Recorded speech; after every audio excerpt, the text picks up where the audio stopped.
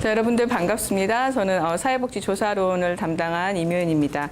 오늘 진행은 제가 여러분들께 나눠드린 건 문제만 나눠드렸어요. 어떤 식으로 진행을 할 거냐면 제가 일정 부분 앞에서 대부분 많이 여러분들 지금 교재를 갖고 계신 분도 계신데 안 갖고 계신 분들도 상관은 없어요. 일정 부분 제가 앞에서 수업을 어느 정도 진행을 한 다음에 여러분들께 자 여기 1장, 2장 오늘 두 파트 나갈 거거든요.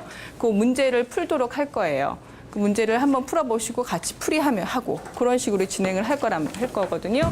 그러니까 여러분들이 뭐 책을 갖고 계신 분들은 책에다 같이 이렇게 마커하면서 언더라인 하면서 이게 중요한 거구나 하는 걸 체크하면서 공부하시면 좋고, 책이 없으신 분들은 여러분들 공부하시는 분들의 기본적인 어떤 지침, 노트 아주 좋아요. 노트가 필요하죠.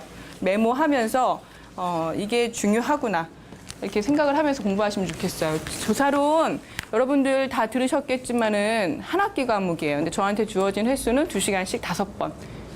대신에 제가 모든 걸 다 가르쳐 드리지 않지만 시험에 주로 많이 나올 만한 것이 1급 대비니까 좀 이렇게 뽑아서 추려서 알려드릴 거예요. 그러니까 여러분들이 공부를 하시면 진행을 하시면 되겠습니다.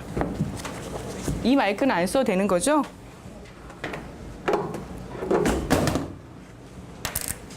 아이고. 자, 편하게 우리가 판서를 하면서 수업을 진행하도록 하겠습니다. 뚜껑이 다 열려 있어.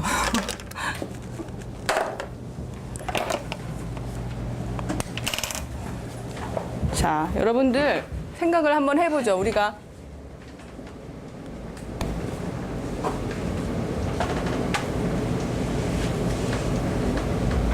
지식을 얻는 방법. 여러분들 지식을 얻는 방법. 어떻게 우리가 지식을 얻습니까? 여러분들 생각해 보세요. 배워서, 책에서. 경험한 것. 그렇죠. 예를 들면 이렇대요. 여러분들 말씀하신 거지 경험한 것들, 이런 것들도 그렇고 어르신들이 옛날부터 그냥 그래 왔어 하는 것들이 이제 어떤 경험, 그다음에 전통, 관습, 에 의한 방식이죠. 우리가 굳이 책에서 안 봤더라도 예전부터 그래 왔던 거 있잖아요. 예를 들면 뭐 밥상머리 교육이라든지 정말 밤에는 잠을 자야 된다. 낮에는 일을 하거나 기본적인 생리적인 시간을 보내야 된다든지 이러한 당연한 거, 너무나 당연한 거. 이런 거는 배워요, 우리가. 태어나면서 그냥 가정에서도 배우기도 하고 누가 책을 보고 스스로 공부하지 않아도 배울 수 있는 거. 그다음에 어떤 권위에 의해서 지식을 얻기도 해요. 아까 여러분들이 배워서라고 그랬어요. 책에서요. 이런 것들. 이런 거는 그 분야에 어느 정도 사회적으로 인정되는 전문가들이 그렇게 알려줬기 때문에 여러분들이 그걸 지식으로 받아들이는 거죠. 생뚱맞게 정말 뭐라 그럴까요? 나는 이 사람이 누군지도 모르겠고 이 사람이 전문가도 아닌 것 같은데 뭔가를 알려줘. 그럼 약간 반신반의하죠. 여러분들 이게 뭐지? 퀘스천 마크. 이러는데 이런 것처럼 어떤 권위에 의해서, 그러니까 권위라든가 사회적 지위라든지 어떤 분야의 전문성을 가진 사람들이 지식을 알려주는 방식도 있다는 거죠. 그리고 세 번째는 직관에 의한 방식이래요. 어떤 시대적 흐름이나 이렇게 교육을 통해서 말하는 방식인데, 이런 어떤 그냥 그럴 것 같아 하는 그런 것들도 어떤 지식 우리가 형성이 되기도 하는데, 이런 부분이 사실은 비과학적이라는 거죠. 우리가 굳이 분류를 하자면 비과학적인 어떤 방법이라는 거죠. 지식을 얻는 데 있어서. 그런데 우리가 지금 조사론을 얘기하는 거잖아요. 그렇다면 뭘 얘기하려고 하냐면 과학적으로 지식을 얻는 방법은 그렇다면 뭔가? 과학적 방법을 어떻게 하면 우리가 얻어낼 수 있을까 하는 게 조사론을 통해서 배우는 거고, 여러분들이 필요하다는 거죠. 과학적 방법을 통해서 지식을 얻는 것이 왜 중요해요? 왜 중요한 것 같아요? 확실하게 검증 가능하니까. 검증을 왜 해야 돼요? 왜 일반화해야 돼요? 왜 굳이 일반화해야 돼요? 나만의 방식으로 하면 안 돼요? 사람들은 노라고 해도 나만 예스라고 하고 하면 안 돼요? 왜 검증하고 그럴 필요가 있어요? 우리가 여러분들이 일하는 거와 관련을 해봅시다. 사회복지를 하는 데 있어서. 다른 사람이 다 돌아가는 나만의 방식으로 하기는 어려워요. 다른 사람이 다 돌아가는 데는 이유가 아마 있을 거예요.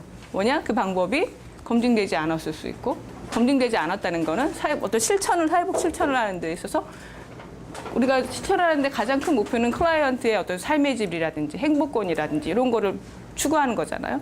그것에 도움이 안 된다는 얘기죠. 그 근거가 없다는 거죠. 예를 들면 뭐가 있을까요? 예를 들면 뭐 시설에서 뭐가 있을까?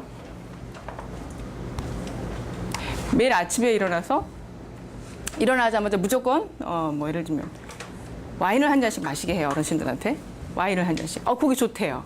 건강에 뭐 혈액순환에도 좋고 다 좋대. 그게 검증 와인이 그건 이제 시설장이 그런 믿음을 갖고 있겠죠. 그런 행동을 했을 때는 그 와인이 아침에 공복에 와인을 마시는 것이 그 사람의 어떤 그날 하루를 시작하는 데서 매우 도움을 줄 것이다라는 어떤 믿음을 갖고 있을 거예요. 그런데 여러분들 어때요? 맞아 너무 좋아 이렇게 생각하지 않죠. 그럴까 하는 그런 의문이 들죠. 왜냐 검증되지 않았기 때문이죠. 그 사람은 그런 믿음을 갖고 있지만 어떤 검증되지 않은 부분이 있단 말이에요. 그러니까 사회복지 조사론을 여러분들이 배우는 거는 그런 어떤 과학적 근거, 검증을 통해서 여러분이 실천을 하고자 하는 그런 어떤 길을 이끌기 위해서 사회복지 조사론을 배우는 거예요. 그냥 책에서 배우고 그냥 하는 게 아니라 여러분이 하면서 이게 정말 내가 하는 방식이 맞나 틀리나 의문이 들잖아요. 여러분이 사회복지사 일을 하게 되면 의문이 들어. 그거를 한번 검증할 수 있는 방법이 있고 내가 이렇게 했더니 정말 클라이언트는 너무 좋더라. 그리고 지역사회에 도움이 된다더라 하는 근거를 여러분들도 알고 같이 공유해야 되잖아요. 그래서 우리 과학적 방법을 통해서 어떤 지식을 이끌어내는 거고 그게 조사를 통해서 공부를 하게 되는 거랍니다. 자, 그렇다면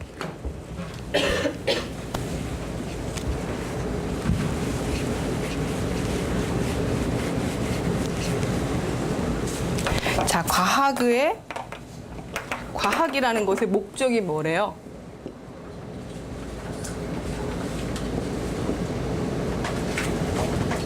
과학을 하는 목적. 과학이라는 게 교재에도 여러 번 써 있지만 우리를 둘러싼 현상에 대해 보다 잘 알기 위한, 잘 이해하기 위한 가장 좋은 방법이 과학이래요. 응? 그러면은 그 목적을 왜 그렇게 과학을 해야 돼요? 아까도 말씀드린 것처럼 현상에 대한 지식을 체계적으로 형성하는 것. 지식을 체계적으로 형성하기 위해서이고 그 목적은, 과학을 하는 목적은 첫 번째가 지식을 제공하는 거. 지식을 제공하는 거. 두 번째가 규칙성의 일반화. 세 번째가 변수들 사이의 관계를 다 쓰고 설명을 드릴게요. 기술하고 설명. 교재를 가지신 분들은 제가 어느 부분에서 내용을 설명드리는 건지 잘 체크를 한번 해주세요.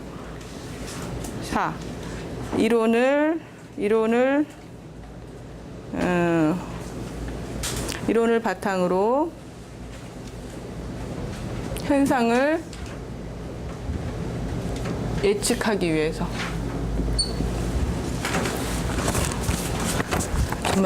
저만 덥죠. 아이고, 다 쓰셨어요?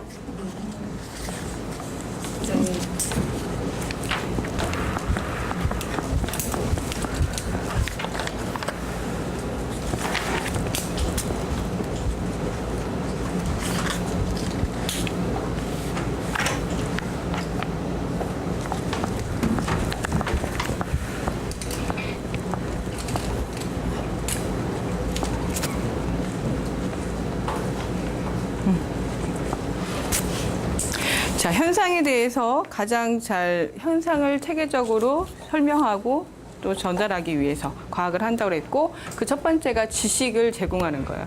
이거는 뭐 옳다 그르다 어떤 가치를 전달하는 건 아니에요.